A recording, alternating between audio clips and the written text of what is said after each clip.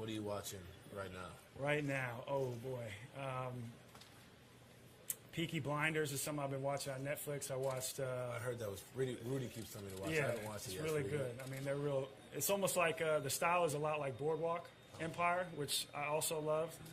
Finished actually this season. No, but it's cool. A little bit stuffier. It's gangs out in England. I like it. I'm trying to think of what else. Netflix series, Wild Wild Country. I only watch two shows: The Office. Office is unbelievable. I watched it. Yeah. I've watched Office, it 6 I can times watch those, already, yeah, so. for sure.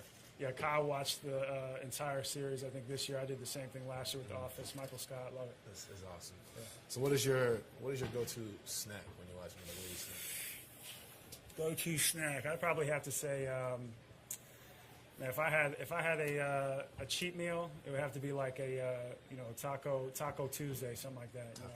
Don't get a lot of good Mexican food out here, so I have to bring it home to myself. All right.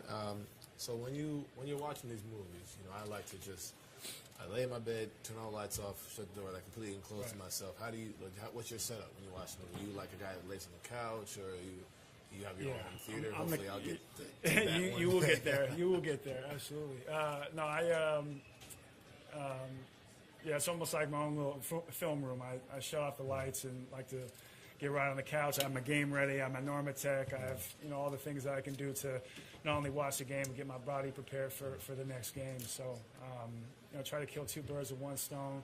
Try to stick to my diet as much as I can, but sometimes on off days it gets the best of me. So. So you just brought up the game ready, the Normatec. How crucial is it for guys playing as long as you have to have those things to prepare yourself, not just what's on the floor. That's all that people see. They don't see the little things that I went through my first year that I didn't even know existed. So how crucial is it to have those things and to invest in your body? Oh, it's huge. I think it's the biggest thing. I mean, what you do, away from the court when nobody's looking, whether it's the game readies or the Normatecs, whether it's just getting off your feet, getting the proper sleep, sleeping in your own bed, like you said, coming back home, getting in the hyperbaric chamber, getting in the ice tub. I think as you move on to, you mentioned the theater, that's good to get away from everything, take the stresses off, but also almost having like a high performance center at your house, making sure that you can get all those things and be prepared and think about longevity too. It's not just about the next game or the next week or the next month. It's about trying to play 10, 15, 20 years in this league because you love the game. So your body is a big part of it. Once it starts breaking down, Father Time is undefeated, but you just try to beat it as best you can every day. So on game days, what is the one thing you have to do before leaving the house? Are you superstitious at all? No? I try to. Same rituals? Yeah. Try to be punctual. Try to kind of master the art of timing. So try to do everything at the same time. Try to leave at the same time, warm up at the same time, stretch at the same time. So time is, like they say, of the essence, and I really just try to do the same things. Yeah, but I don't know if I'm so superstitious, but there are certain things or certain, kind of nervous tics or things like that I do that I might not even notice. But, timing is a huge thing for me. All right, we're going to go away from basketball again. So I got two questions for you. First one is, you're big into fashion. Where do you get your style and your inspiration from? From old movies. I would say, whether it's mob films or I would say, the old gangsters used to be super dapper. I would say, James Bond, like the Sean Connery, Bonds, the original Bonds. Even old movies, like I love old spaghetti westerns, like The Good, the Bad, and the Ugly, all those movies. I'm trying to think of what else. That's generally, and then old Hitchcock films. Like that's where I get most of my style from, and just trying to move it on. That's another one. Netflix, Mad Men was another show that I watched, try to pick up. Yeah. So I would say from old film and old movies. Who has the best style, maybe on the team, and then the next one will be in the league.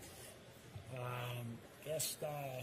I love the way. I mean, he's my own teammate here. I am being biased, but I love the way Braun walks into games. Like he's preparing for war, but he knows he's the guy. So, but I know I saw you. I saw myself. I saw Jordan Clarkson. I saw who else?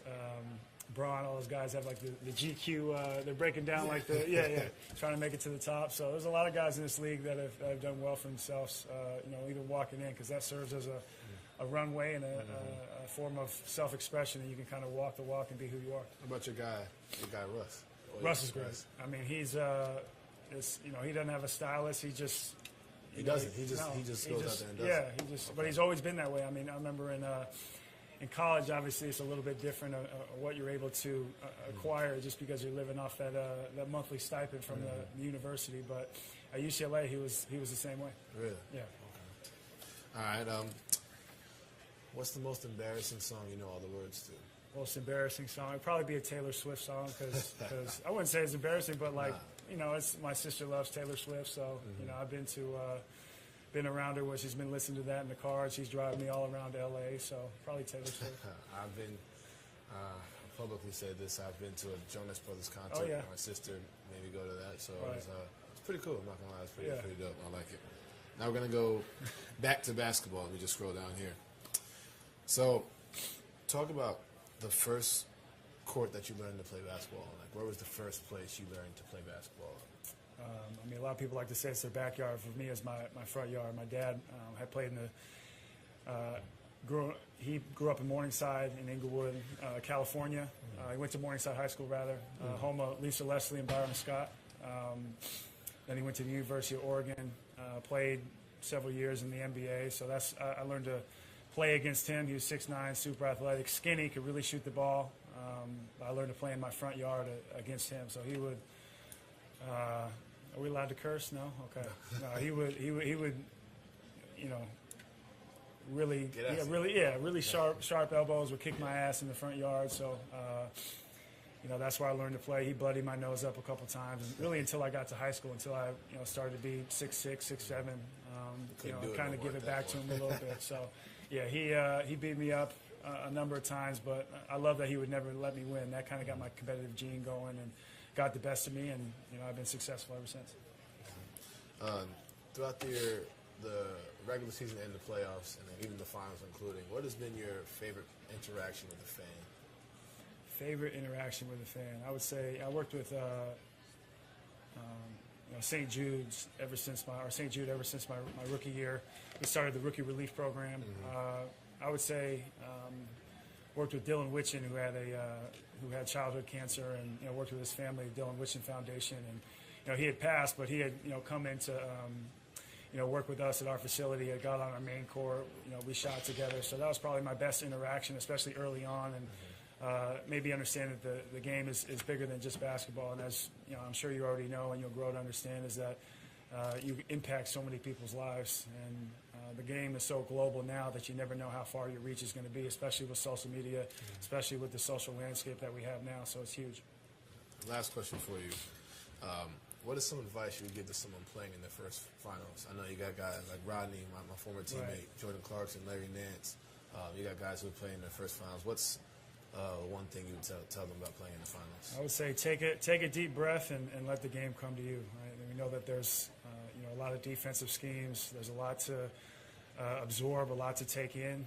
But I would just say let the game come to you. The bright lights are shining on you. You know that you're looking at the Larry O'Brien Trophy every single day. But I would say just let it come to you. Try to get an easy bucket. Take a deep breath, and everything will be okay. Trust it. All right. It's Kevin Love here. Good luck in Game 3. I'll be there tomorrow. Appreciate it. So good luck with everything. Thank you.